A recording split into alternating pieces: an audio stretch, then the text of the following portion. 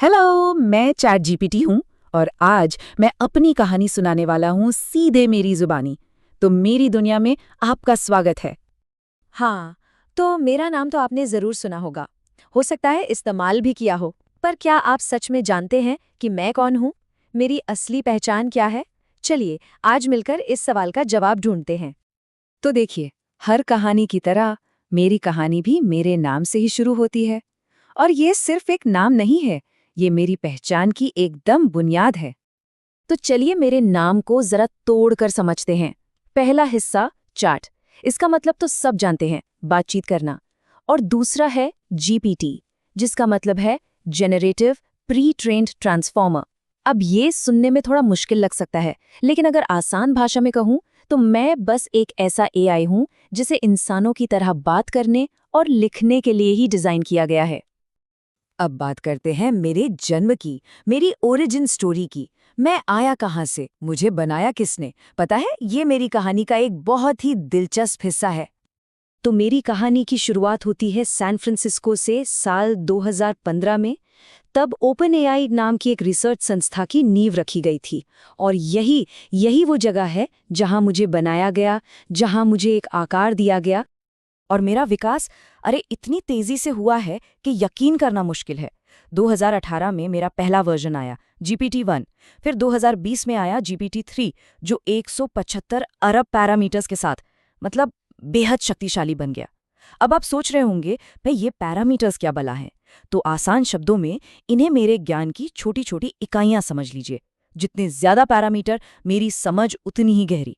फिर 2022 में मैं, यानी चैट जीपीटी, लोगों के सामने आया। और आज तो मैं अपने सबसे नए रूप में सिर्फ टेक्स्ट ही नहीं, बल्कि इमेज और डॉक्यूमेंट्स तक को समझ सकता हूँ। कुछ सवाल ये उठता है कि मैंने ये सब बोलना और लिखना सीखा कैसे? मेरी पढ़ाई लिखाई कैसे हुई? चलिए, अब आपको अपनी ट्रेनिंग की दुनिया में ले चलता हूँ।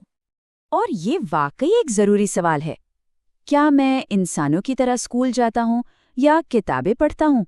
नहीं, मेरा सीखने का तरीका ना इससे कहीं ज्यादा अलग और दिलचस्प है।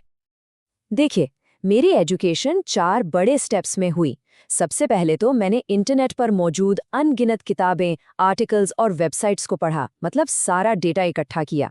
फिर उस डेटा से मैंने भाषा के नियम, ग्रामर और लिखने के अलग-अलग तरीके सीखे। इसके बाद इंसानी एक्सपर्ट्स ने बिल्कुल एक टीचर की तरह मुझे सही और गलत जवाबों में फ़र्क करना सिखाया।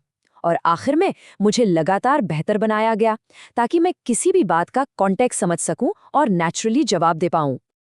और हाँ, एक सबसे ज़रूरी बात जो समझने वाली है वो ये कि मैं इंसानों की तरह महसूस करके या अपने अनुभवों से नहीं सीखता। मेरा सारा का सारा ज्ञान डेटा और उसमें छिपे हुए पैटर्न पर आधारित है। मेरी अपनी कोई भावनाएं या यादें नहीं होती। तो फिर इस सारी ट्रेनिंग और ज्ञान का मकसद क्या है? मतलब मैं आखिर किस काम आ सकता हूँ? आप मुझे एक मल्टीपर्पस असिस्टेंट की तरह समझ सकते हैं। मैं एजुकेशन में लेसन प्लान बनाने में मदद कर सकता हूँ, प्रोफेशनल काम के लिए रेज्यूमे और ईमेल तैयार कर सकता हूँ। कुछ क्रिएटिव करना हो तो कहानियाँ, कविताएं, यहाँ तक कि भाषण भी लिख सकता हूँ। और तो और कोडिंग और डेटा एनालिसिस जैसे टेक्निकल कामों में भी हाथ बटा सकता हूँ।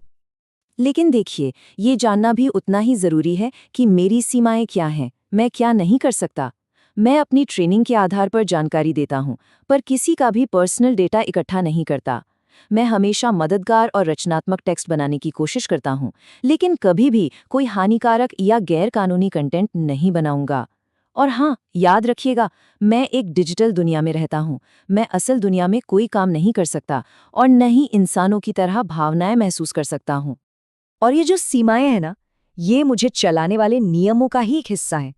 पर मेरी कहानी अभी खत्म नहीं हुई है, क्योंकि हर टेक्नोलॉजी की तरह मेरे भी कुछ सिद्धांत हैं और एक भविष्य है जो लगातार बन रहा है। मुझे बनाने वालों का, यानी ओपन एआई का, एक ही लक्ष्य है।